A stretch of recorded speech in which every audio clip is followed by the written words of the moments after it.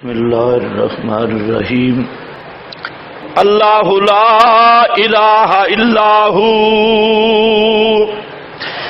اعادہ دعویٰ ثانیاً ذکر دعویٰ ثالثاً تیسری دفعہ آ رہا ہے مسئلہ الہ فرمایا اللہ لا الہ الا ہو اللہ وہ ہے کہ نہیں کوئی الہ سوا اس کے یہ اللہ مبتدا ہے آگے خبر ہے اللہ کا تعارف یہ ہے اللہ کس کو کہتی ہیں رب کا تعارف کیا ہے فرمایا اللہ وہ ہے کہ جس کے سوا الہ کوئی نہیں تم کوئی نہیں سمجھے اللہ لا الہ الا ہو اللہ کون ہے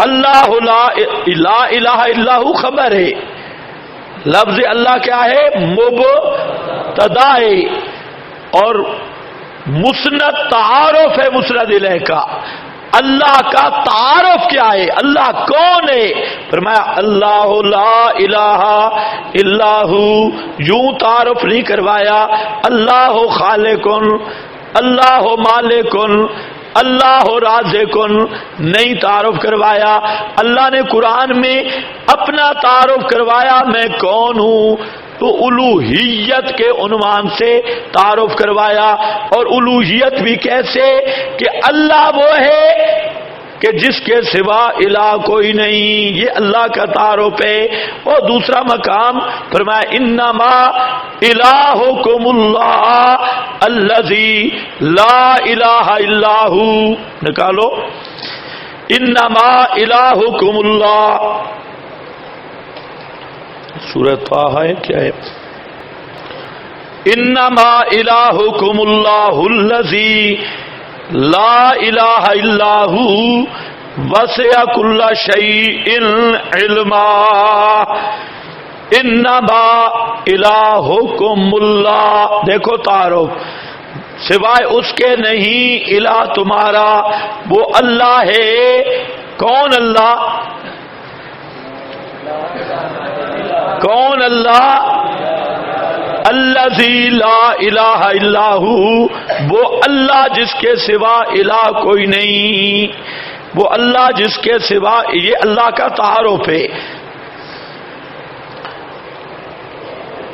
ہاں تم بھی تعارف کرواتے ہو دوستو بزرگو اللہ بہت بڑا ہے واقعی مکہ کا مشرک مانتا تھا اللہ بہت بڑا ہے پڑھ چکے ہو مسئلہ الہ اور مکہ کے مشرکوں کے بچوں کو بھی پتا تھا اللہ بہت بڑا ہے جو تمہیں اللہ بہت کو جتنا بھی بڑا ہو حضرت ابو محذورہ کا واقعہ موجود ہے حدیث میں فرماتے ہیں میں بچہ تھا صحابہ آئے انہوں نے اذان دی میں نے مذاق کیا اور ان کا نقل کی تو نبی کریم علیہ السلام نے مجھے پکڑوا لیا میں آ گیا آپ کے پاس آپ نے فرمایا پڑھو ابو معذورہ پڑھ وہ جو پہلے پڑھ رہا تھا تو کہتے ہیں میں نے شروع کیا اللہ اکبر اللہ اکبر آگے آتا تھا اشہد اللہ الہ کہتے ہیں یہاں میں رک گیا پہلے تو میں نے کہا نا اللہ اکبر اونچا لیکن اشہدوں پہ رک گیا کیوں کہتے ہیں مجھے پتا تھا یہاں سے ہمارا اختلافی مسئلہ شروع ہو رہا تھا اللہ اکبر میں اختلافی مسئلہ نہیں تھا وہ تو میں نے کہا اللہ اکبر اشہد اللہ پر مسئلہ رک گیا تو نبی کریم علیہ السلام نے میرے سر پہ ہاتھ رکھا اور فرمایا اب پڑھ تو میں نے پڑھا کتنی دفعہ پڑھا اور 2 دفعہ ہو گیا نا 2 دفعہ ایک دفعہ اونچا ایک دفعہ نیچے تو 2 ہے ویسے 4 بن جاتا ہے 2 دفعہ شہادتیں نہیں تو اونچا پڑھا پھر آہستہ پڑھا آپ نے چھوڑا جا تو کہتے ہیں میں واپس کھڑا ہو گیا میں نے کہا اب نہیں جا سکتا اب وہ بات میرے دل میں اتر گئی ہے اس لیے حضرت ابو معذورہ نے 2 کام ساری زندگی کیے یہ غیر مقلدین شیاطین کو اب تک نہیں پتہ چلا۔ ایک تو حضرت ابو محذورہ نے یہ کام کیا کہ جہاں آپ نے بالوں پہ ہاتھ رکھا تھا ساری زندگی وہ بال نہیں کاٹے۔ حدیث میں آتا ہے کہ جہاں ابو معذورہ بیٹھتے تھے وہ بال آگے ادھر پڑے ہوتے تھے، سارے سنبھال کے رکھے۔ دوسرا ابو معذورہ نے وہ جو 2 دفعہ شہادتین یعنی ڈبل کر کے کہا تھا، تو ساری زندگی آذان میں وہی ترجیح رہی حضرت ابو معذورہ کی۔ آپ کے 6 مؤذن ہیں، 5 مؤذنین کی اذان میں ترجیح نہیں، حضرت ابو معذورہ کی اذان میں ترجیح ہے، جس کو غیر مقلد سنت سمجھے بیٹھے ہیں، حالانکہ یہ خصوصیت ہے حضرت ابو معذورہ، کیونکہ ان کے اسلام کا یہ باعث بنا تو وہ اذان میں ترجیح دیتے۔ نبی کریم علیہ السلام نے اس کو برقرار رکھا جیسے وہ بالوں کا گچھا برقرار رکھا۔ اچھا خیر، اللہ لا الہ الا ہو۔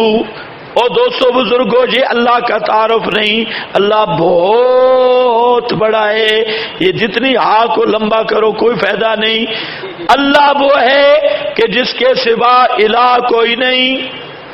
الہ کا معنی سمجھا چکا ہوں، هو الحی، وہی زندہ ہے، هو الحی، یہ پہلی علت اور دلیل ہے۔ اللہ کے سوا الہ کوئی نہیں، کیوں؟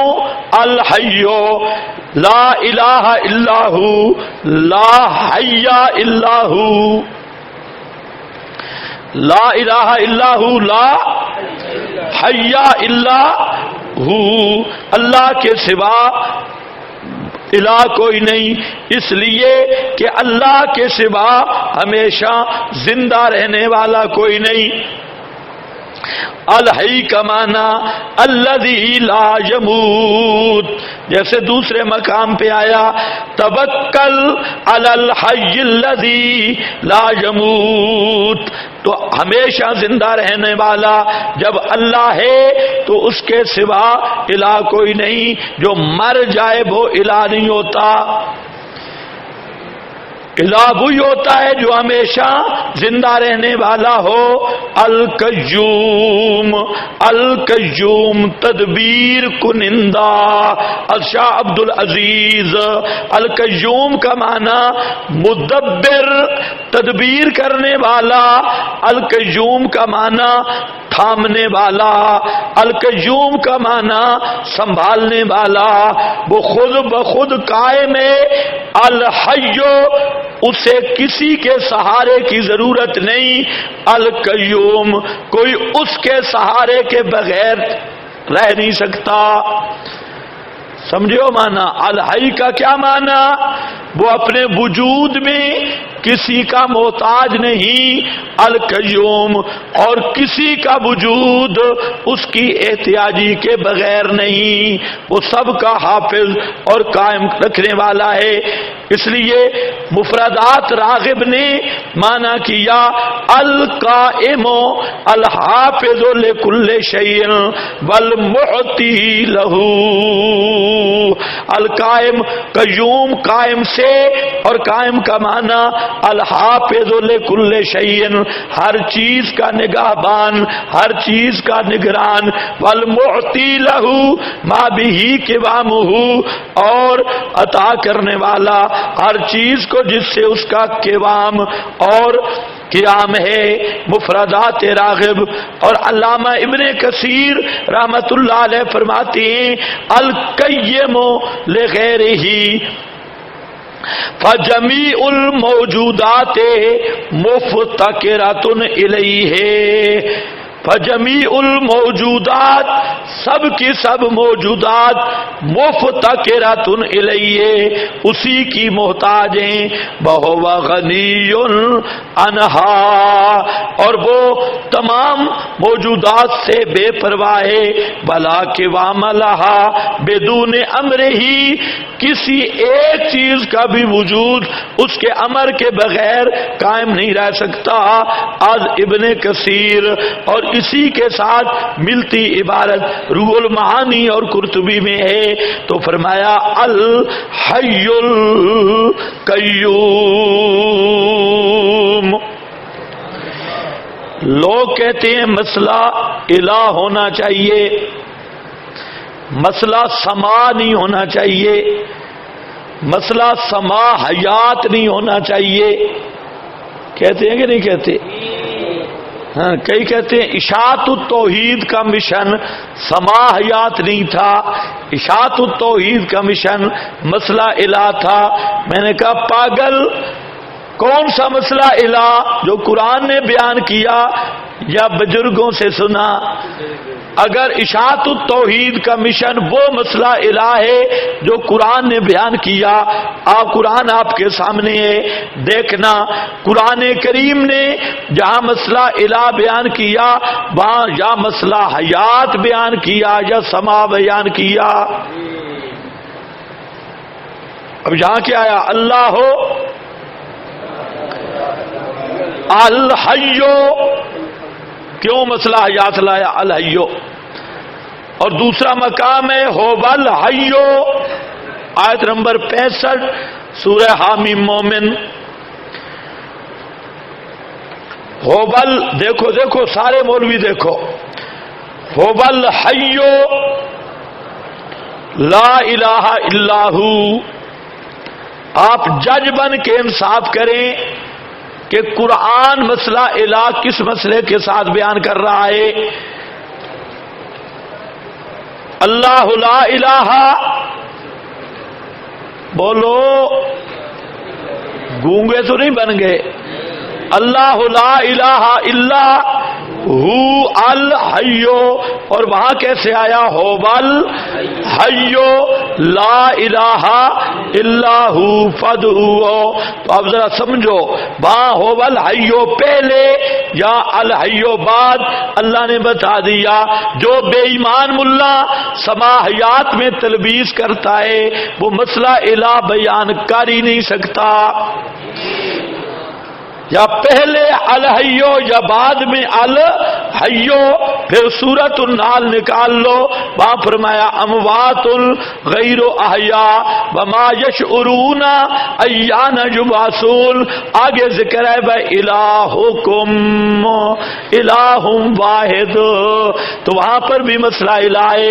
پیچھے کیا کھڑا ہے؟ اموات غیر، تو اس کا کیا معنی ہے؟ اللہ فرماتی ہیں الہ میں ہوں اس لیے کہ زندہ میں ہوں، اور میرے سوا جن کو پکارتے ہو وہ تمہاری پکاریں شکاریں نہیں سنتے، یعنی الہ نہیں ہے کیونکہ وہ مردہ ہیں۔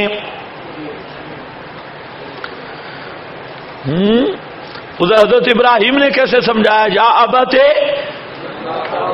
مالا،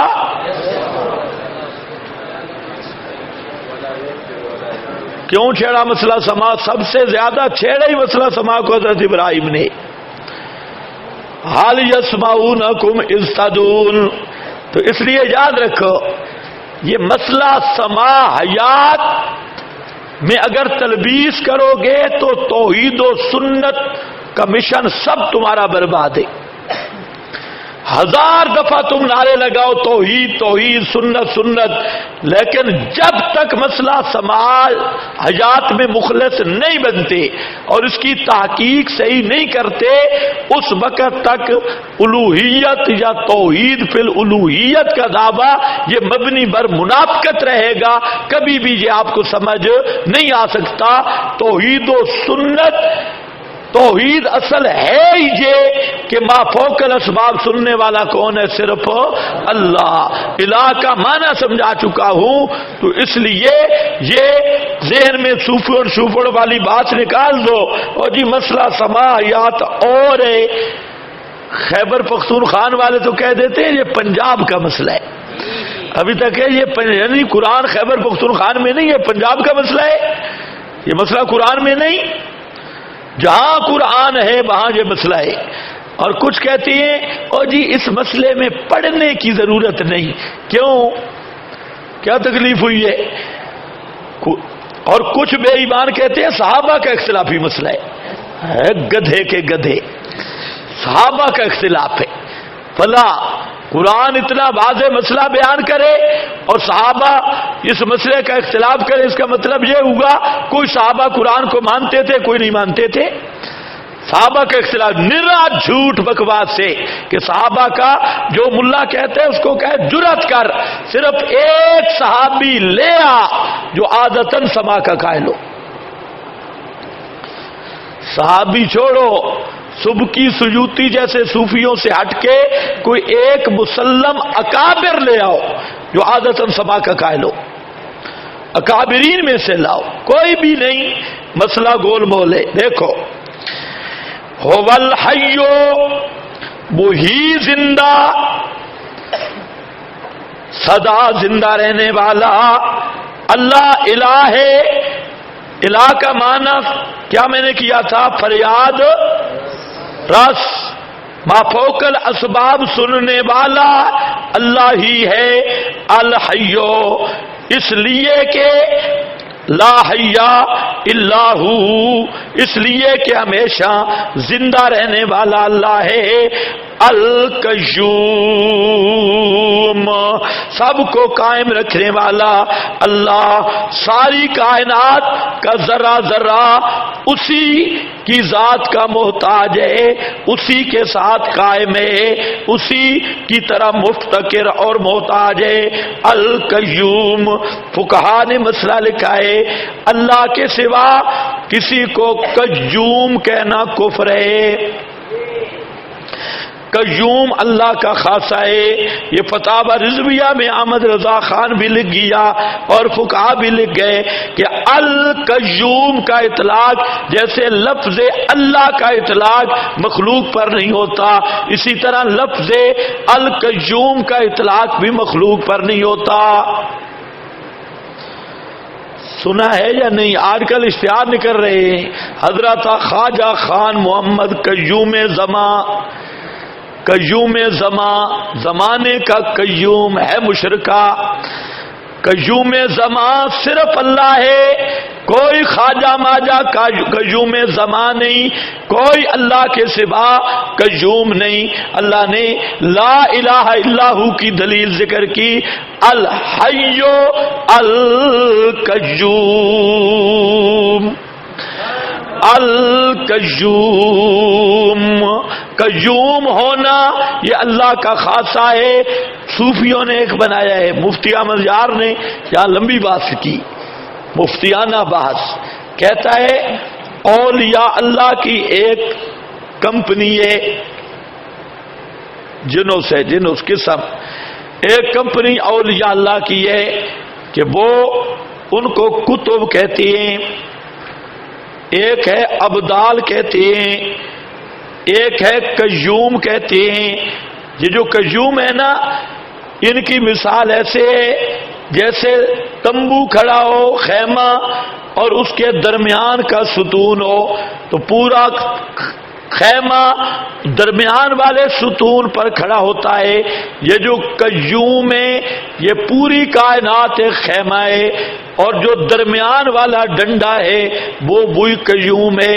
اگر قیوم نیچے سے پاؤں نکال لے سارا جہان تباہ ہو جائے گا. تو یہ اولیاء اور جو کتب ہوتی ہیں ہر ایریے کے جدا، ایک بڑھانے کا کتب ہوگا وہ بڑھانے والوں کو لے کر کھڑا ہے، ایک ترنول والوں کا کتب ہے وہ ان کو لے کے کھڑا ہے، اور کچھ ابدال ہوتے ہیں جو بدلتے رہتے ہیں، یہ فوجی ڈیوٹیوں پہ ہوتی ہے. یہ نرا بکواس ہے. هو الحی القیوم، ساری دنیا کو قائم رکھنے والا صرف اللہ. کوئی پیر فقیر کائنات کو قائم کیا اپنے وجود کو بھی قائم نہیں رکھ سکتا، کائنات کو کیا قائم رکھے. اس لیے حضرت شاہ صاحب نے معنی کیا تدبیر کنندہ. القیوم کا معنی جہان کی تدبیریں کرنے والا. جاگ رہے ہو یا سو گئے ہو؟ تو پھر بولو ٹائم اوپر ہو گیا ہے. القیوم لا تأخذہ سنۃ ولا نوم، یہ علت ثالثہ ہے، تیسری علت.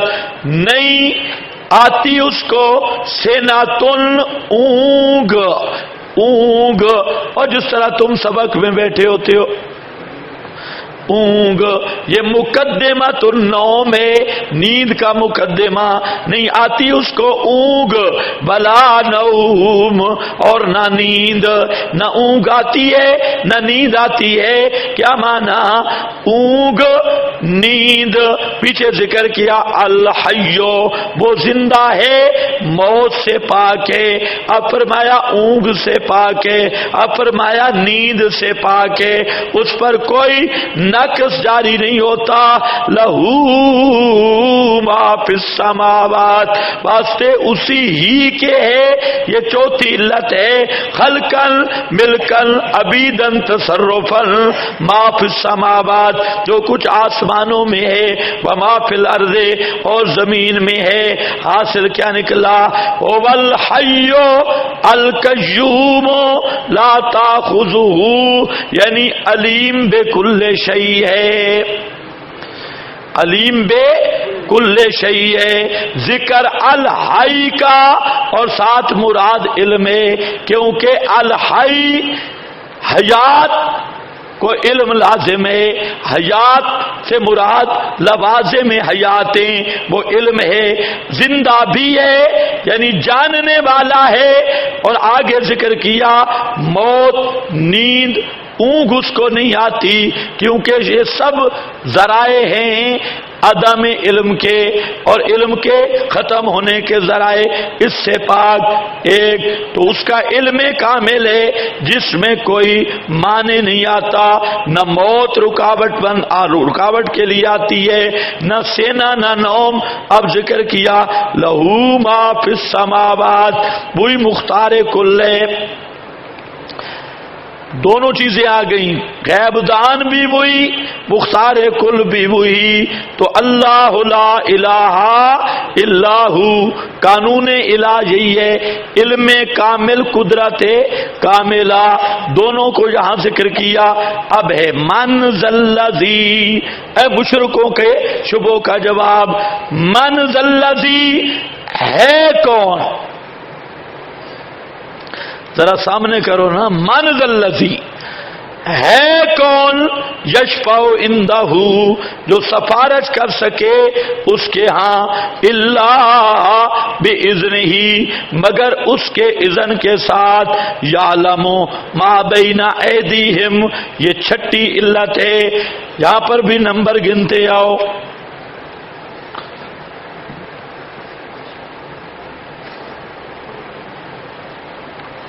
پہلی علت کیا ہے؟ الحی، دوسری تیسری لا تاخذہ سنہ، اور چوتھی ولا نوم، پانچویں لہو ما، چھٹی من ذی. اگر سنہ تم ولا نوم کو ایک بنانا ہے تو پھر لہو چوتھی، اور من ذی پانچویں، اور لا یحیطون چھٹی، اور واسعہ ساتویں علت. ولا یعودہ، یہ کیا بن جائے گی؟ آٹھویں. یہ 8 دلائل، لیکن آگے مزید بھی بن سکتی ہیں.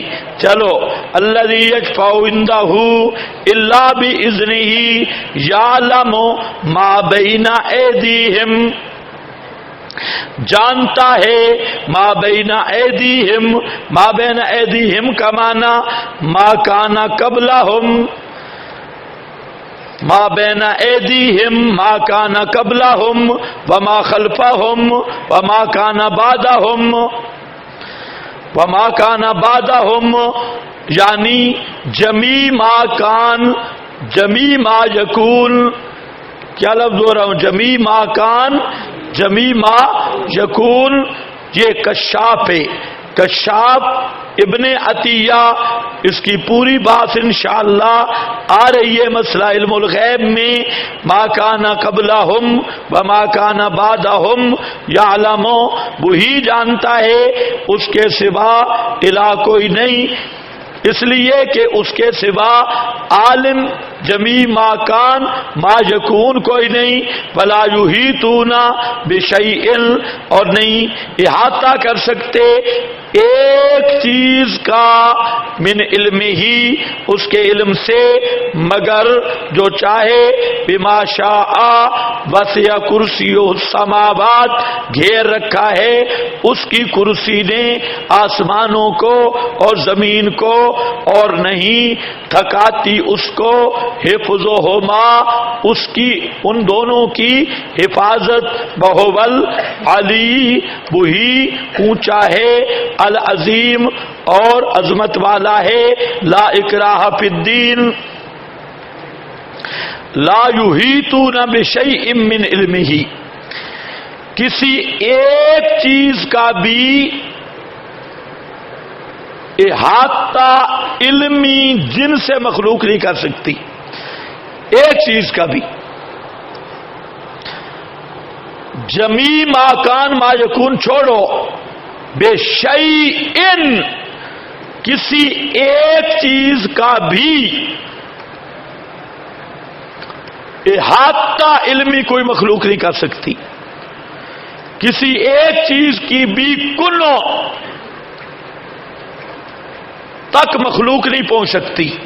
یہ بات سمجھو.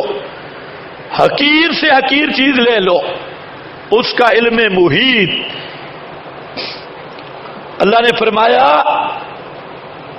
لا یحیطون بشیء من علمہ. مثلا مکھی، ایک مکھی کا علم محیط اللہ کے سوا کسی کو نہیں. کب پیدا ہوئی، پیدا ہونے سے مرنے تک اس نے کتنے سانس لیے، کتنی خوراک کھائی، کہاں کہاں سانس لیے، کہاں کہاں خوراک کھائی، کتنی کتنی مقدار میں کھائی،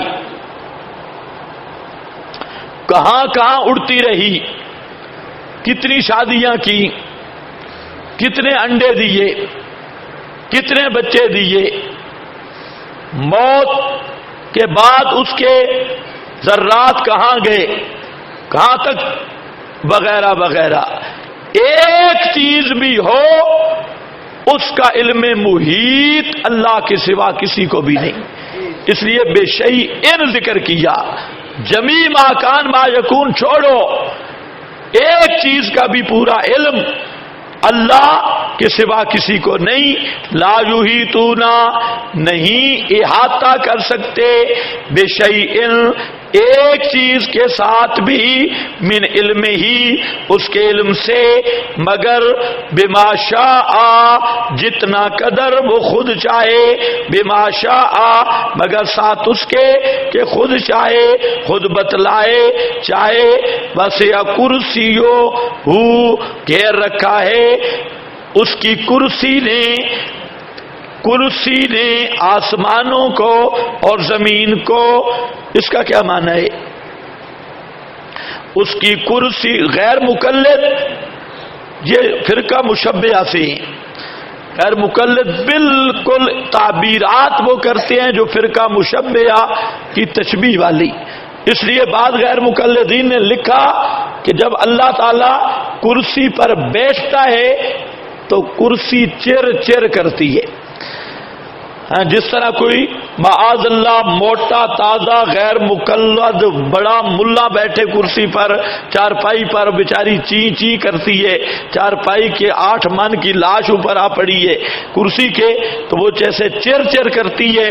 تو غیر مقلد کہتے ہیں اللہ کی بھی ایک کرسی رکھی ہے، جب اللہ اوپر بیٹھتا ہے تو وہ کرسی چر چر چر کرتی ہے وزن کی وجہ سے.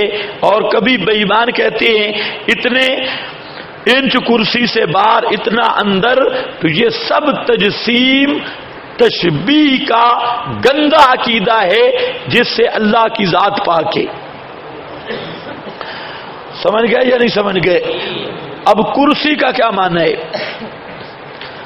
کرسی کے یہاں 3 مطلب علماء نے بیان کیے.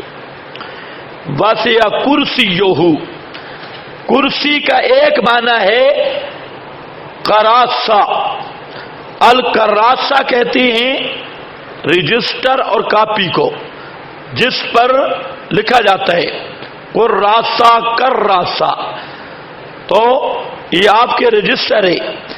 اس کو تو اس اعتبار سے یہ معنی کر کے علامہ ابن عربی احکام القرآن میں جساس، روح المعانی، رازی، ابن عطیہ، مدارک نے اتنا نہیں لیا اس کو، باقی ان حضرات نے اس پہ بحث کی. قرطبی کہ یہاں کرسیو ہو سے مراد ہے علم ہو. کرسیو ہو سے مراد کیا ہے؟ علم ہو. کرسیو ہو علم ہو. کہاں سے نکالا ہے بھائی کرسیو ہو علم ہو؟ ہاں یہ اس کے مشتق ہے، تو وہ کاپی ہے. جب کاپی ہے تو وہی علم کنایہ علم سے. بعض نے تو یہ کیا، بعض نے کہا کہ کرسی یہ کنایہ ہے اقتدار اور ملکیت سے، اس لیے کرسی یوہو ملک ہو اقتدار ہو، اس کی اقتدار، اس کی بادشاہی، اس کا ملک سارے جہان کو گھیرنے والا ہے، سب کو محیط ہے. 2. تیسرا نظریہ ہے کہ یہ کرسیو ہو متشابہات سے، متشابہات، اور متشابہات کا پورا قانون سمجھا چکا ہوں کہ متشابہات کے متعلق الاثبات ثم التفویض. سلامتی کی راہ یہ ہے، جو آدمی یہ چاہتا ہے کہ قیامت کے دن اللہ کے دربار میں آئے اور سالم عقیدے کے ساتھ آئے، اس پر لازم ہے کہ متشابہات میں تفویض اختیار کرے. اور 2 بنیادیں، الاثبات، ہم مانتے ہیں کرسی، لیکن وہ کرسی کیسی ہے؟ ثم التفویض. اتنا ہمیں پتا ہے کہ یہ کرسیاں نہیں آپ والی، اس پر ہمارے پاس دلیل ہے کہ لیسا کمثلہ شیء.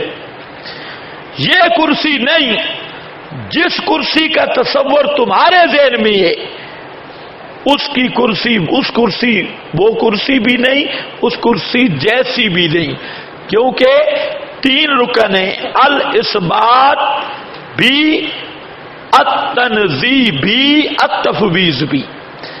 ثابت کرنا، فرقہ معطلہ صفات کا منکر ہے، ہم صفات کے مثبت ہیں. ہم کہتے ہیں اللہ تعالی کی کرسی برحق. اب آگے مشبہہ تشبیہ مانتی ہیں بندوں کی طرح، اور یہ یہودیت سے آئے. تشبیہ جسم، جسمانیات والے، اسی کی بگڑی ہوئی شکل غیر مقلدیت ہے. تو ہم کہتے ہیں نہیں، التنزیہ. التنزیہ کہاں سے نکلا؟ لیسا کمثلہ ہی، یہ التنزیہ ہے. کرسی ہے لیکن یہ نہیں، اور جو ہمارے ذہن میں ہے وہ بھی نہیں. یہ تفویض کا تب معنی ہے اگر آپ ایک چیز ذہن میں بٹھا بیٹھے تصور، تو پھر تو وہ تنزیہ نہیں ہے. اگر آپ ذہن میں تصور جمائیں تو تنزیہ پھر نہیں، پھر آپ کا عقیدہ تشبیہ والا ہے. اللہ کرے آپ کو سمجھ آئے. اور جو آپ کے شیوخ الحدیث ایک حدیث کا معنی بگاڑتی ہیں کہ او عبد ربا کا کأنہ کا ترا ہو وَإِن لَّمْ تَكُن تَرَاهُ فَإِنَّهُ. کہتے ہیں یہاں 2 درجے. اول تو عبادت یوں کر کہ تو اللہ کو دیکھ رہا ہے، یہ تصور کر. اور اگر یہ تصور نہیں ہو سکتا تو کم از کم یہ کر کہ اللہ تجھے یہ جو پہلا درجہ بناتی ہے نا کہ یہ تصور کر کہ تو اللہ کو دیکھ رہا ہے، تاکہ اس تصور سے تو پکا کافر بنے. تمہیں کچھ سمجھ نہیں آئی؟ جب یہ تصور ہے کہ اللہ کو دیکھ رہا ہے، کوئی چیز اس کے ذہن میں ہوگی یا نہیں؟ جس چیز کو اس نے ادھر اللہ سمجھا ہوا ہے، تصور کر کے بھئی کأنہ کا ترا ہو، جی اللہ جو اس کے ذہن میں آیا وہ اللہ نہیں، اللہ ہے ہی وہ جو ذہن میں نہ آئے. جو اس نے تصور کیا ہے، شیوخ جو فرماتے ہیں وہ تصور جب کیا تو اس نے اللہ کی تشبیہ ذہن میں رکھی. آخر دیکھو نا، کوئی چیز ادھر ہوگی تو تصور ہوگا نا، کیوں نہیں بولتے؟ یا کوئی چیز نہیں ہوگی تصور ہوگا؟ کوئی چیز جہاں بیٹھے گی تصور ہوگا. اب کوئی چیز جب یہاں بٹھا کے کرے گا نا تصور ہو تو یہ خیر سے مرتد ہوگا. اس لیے صوفی کامل بن گئی ہے. یہ تصوف کے درجے بیان کرتے ہیں. کأنہ کا تراہو احسان کا درجہ ہے، اللہ کی عبادت یوں کر جیسے تو خدا کو. پہلا درجہ یہ ہے، پہلا درجہ یہ ہے. حالانکہ حدیث کا یہ معنی نہیں ہے. حدیث کا معنی یہ ہے کہ یہ جو ان ہے نا یہ وصلیہ ہے، اور مطلب یہ ہے کہ اگرچہ تو دیکھ شیخ نہیں، یہ تصور ممکن نہیں. پہلا تو کأنہ کا طرح گویا کہ تو دیکھتا ہے، اگرچہ ممکن ہی نہیں ہے یہ، انہ وہ تجھے دیکھتا ہے. تو اگر نہیں، اگرچہ یہ ان وصلیہ ہے.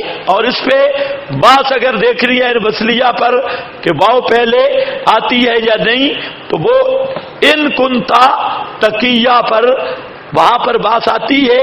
تو ان کنتا تقیہ کا ان بھی وصلیہ ہے. ان کنتا وہ شرطیہ نہیں ہے، حالانکہ پہلے واو بھی نہیں. نابیوں نے ایک بات چھیڑی، ان وصلیہ سے پہلے واو آتی ہے.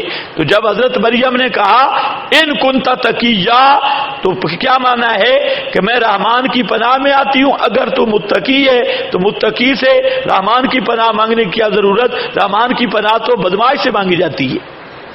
یہ عجیب بات ہے، تو صوفی ہے تو میں رحمان کی پناہ میں آتی ہوں. وہ شرطیہ نہیں، وہ اگرچہ تیری صورت بزرگوں والی ہے لیکن پھر بھی میں اللہ کی پناہ میں آتی ہوں، مہربانی کر چلا جا.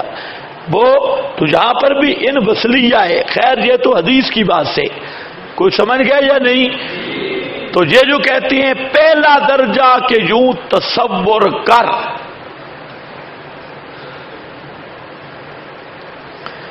اسی طرح وہ روایت ہے کہ بخاری میں قیامت کے دن اللہ آئے گا اور شکل میں، پھر اور شکل میں، پھر اور شکل میں. اور پڑھا ہے کہ نہیں پڑھا؟ نہیں پڑھا. لمبی حدیث ہے. اللہ تعالیٰ مختلف شکلوں میں آئے گا، کہے گا میں اللہ ہوں. لوگ انکار کریں گے، مومن بھی انکار کریں گے، فلاں فلاں. لمبی حدیث ہے. یہ بھی بالکل تشبیہ تجسیم کے نظریے پر مبنی روایت، بالکل مردود روایت ہے. اس کی اگر کوئی صحیح تعبیل ہو سکے، ممکن، میں نے کوشش کی، ہم سے نہیں ہو سکی. اگر کسی کے ذہن میں آ جائے اس کی تعبیل تو ٹھیک، نہیں تو لیسا کمثلہ شیء نسکتی کے خلاف مردود ہوگی. اور جو اس روایت سے سمجھ آ رہا ہے اگر اس کے ظاہر پہ عقیدہ رکھا تو پکا کافر بنے گا، پکا، جس کے کفر میں کوئی شک بھی نہیں ہوگا. اگر وہ روایت آپ غیر مقلدوں کے سامنے لائیں، آپ کے ذہن میں آئی ہوگی نا، مولویوں سے بات کر رہا ہوں، علماء سے، کہ اللہ فلانی شکل میں آئے گا، فلانی شکل میں آئے گا، فلانی. مومن کہیں گے ہم نہیں مانتے تجھے، تو اور شکل. اس پہ پھر بڑے نکات شروع ہو جاتی ہے.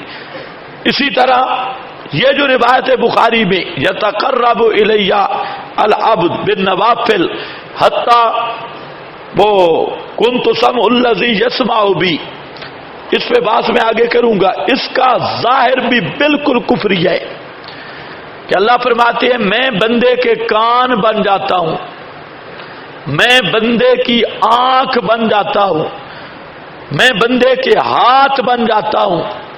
اب ظاہر معنی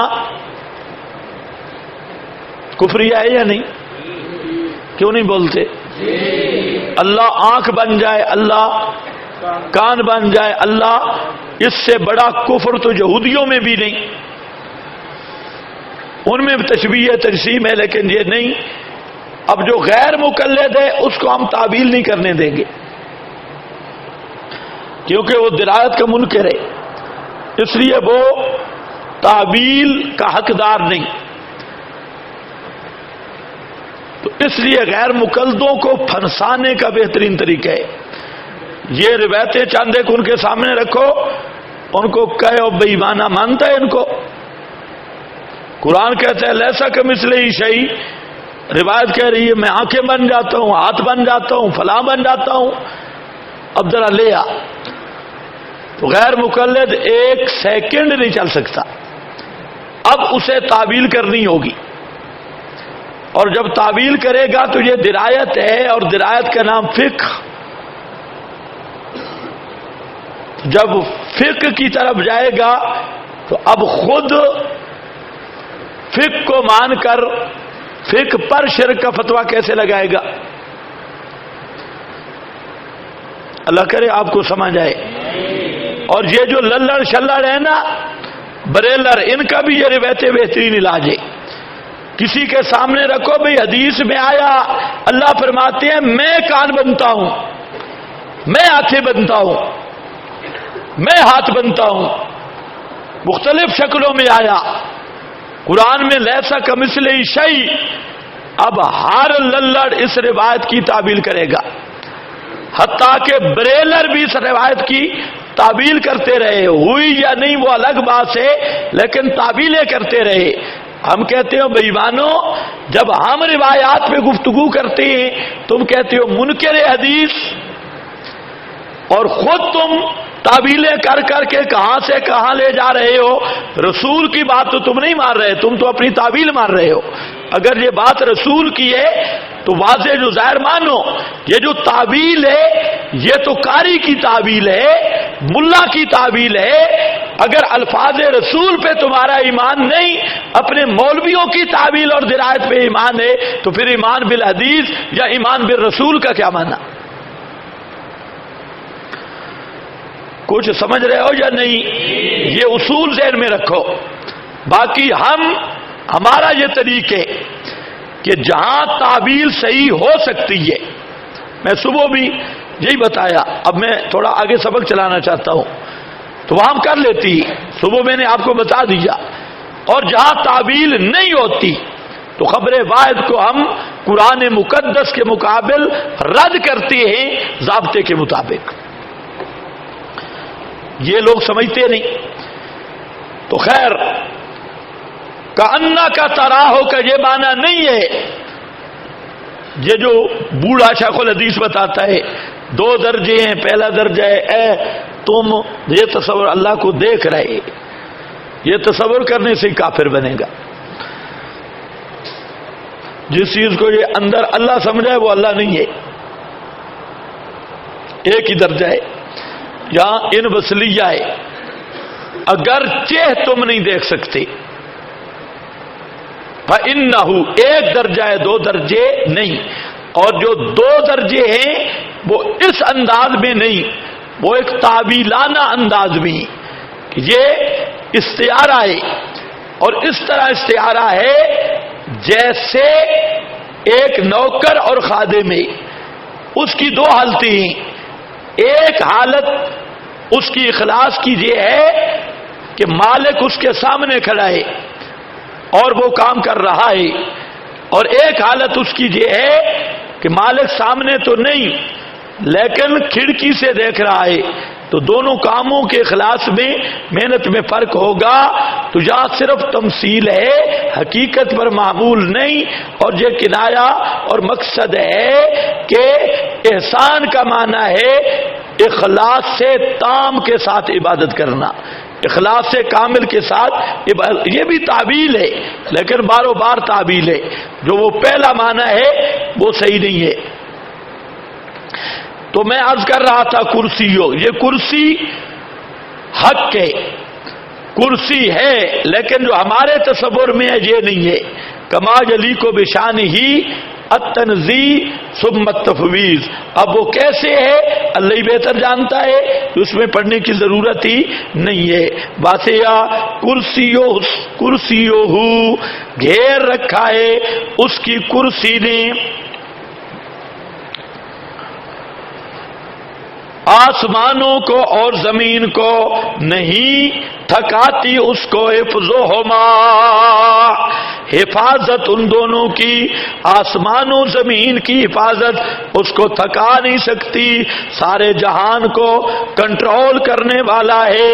بہول علی العظیم، وہ علی علو سے ہے، علی ہے باعتبار ذات کے، العظیم باعتبار صفات کے، العلی ذو العظمت وکل شیء بالاضافۃ الیہ حقیر، ادرگ المعانی ذو العظمت، عظمتوں والا بادشاہ۔ تو کرسی کے کتنے معنی میں نے بتائے؟ 3۔ پہلا علم، تو اس کا علم نے کائنات کو گھیرا ہے۔ دوسرا ملک، اس کی شاہی اقتدار نے کائنات کو گھیرا ہے۔ تیسرا میں نے آپ کو ایک ضابطہ بتایا تھا، ذہن میں ہوگا، کہ ایسی تعبیل جو انکار صفات پہ مبنی نہ ہو یہ سب کے نزدیک جائز ہے، لیکن ایسی تعبیل جو انکار صفات پر مبنی ہو یہ جائز نہیں۔ یہ جو ملک ہو یا علم ہو ہے یہ کرسی کی نفی نہیں کر رہا، کرسی یا اس بات صفات کے مناقض نہیں، لہذا تینوں معنی صحیح ہے۔ کرسیو ہو کا معنی علم ہو، کرسیو ہو کا معنی ملک ہو، اور کرسیو ہو کا معنی کیا ہے کہ وہ کرسی کما جلی کو بشانی اللہ کو بھی، جیسے اس کے لائق ہے، تینوں ہیں۔ ہاں، یہ دوسرے مذاہب کا مطالعہ کرنے سے قرآن سمجھ آتا ہے۔ اب یہودیوں، پارسیوں اور ہندوؤں کے نزدیک اللہ تھک جاتا ہے۔ یہودی کہتے ہیں 6 دن آسمان بنا کے ایک دن اللہ نے ریسٹ کیا، اللہ تعالیٰ تھک گیا تھا، یہودیوں کی کتابوں میں ہے۔ تو اللہ تعالیٰ نے ان کو رد کیا کہ لا یعودہ حفظہما، اللہ بنایا بھی، نگران بھی ہے، حفاظت بھی کر رہا ہے اور کبھی نہیں تھکا، کبھی نہیں تھکا۔ بہو العلی، وہ تھکنے سے اونچا ہے، العظیم بڑی عظمتوں والا ہے۔ مشرک نے اللہ کو سمجھا ہی نہیں، کبھی پیروں کی دھمکیاں دیتا ہے، اور اللہ کو پیروں کے سامنے، مشرک کے ذہن میں جو اللہ ہے وہ پیروں کے سامنے گھٹنے ٹیکنے والا اور تھک جانے والا نقائص کا مجموعہ، اور جو اللہ لا الہ الا ہو والا اللہ ہے وہ العلی العظیم ہے، ہر کمزوری سے پاک ہے، ہر عظمت اسی کو سزاوار ہے۔ اب حاصل کیا نکلا پوری آیت الکرسی کا کہ اللہ وہ ہے کہ جس کے سوا الہ کوئی نہیں۔ کیوں؟ الوہیت کے کمال اس میں ہیں اور کوئی کمزوری اس میں نہیں، صفات کمال اس میں ہیں اور کوئی کمزوری اس میں نہیں۔ یہ پوری آیت الکرسی کا خلاصہ ہے۔ اللہ کا تعارف یہ کہ اس کے سوا الہ کوئی نہیں اور سارے کمالات الوہیت اسی میں، کوئی کمزوری نہیں۔ الحیو والا کمال، القیوم والا کمال، لہو ما فی السماوات والا کمال، واسع کرسی والا کمال، یعلم ما بین ایدیہم والا کمال، لا یعود، ہاں، اور اسی میں ہے اور سینا والا نقش، نوم والا نقش، اود والا نقش سے، یہ سب نقصوں سے پاک ہے تو الہ وہ ہے. ہاں اسی طرح مجبوری والا وصف اس سے بھی پاک، کوئی اسے مجبور نہیں کر سکتا. تو ہر کمزوری سے پاک، ہر کمال سے موصوف. یہ آیت عظیم ہے، عظیمہ، بڑی آیت ہے.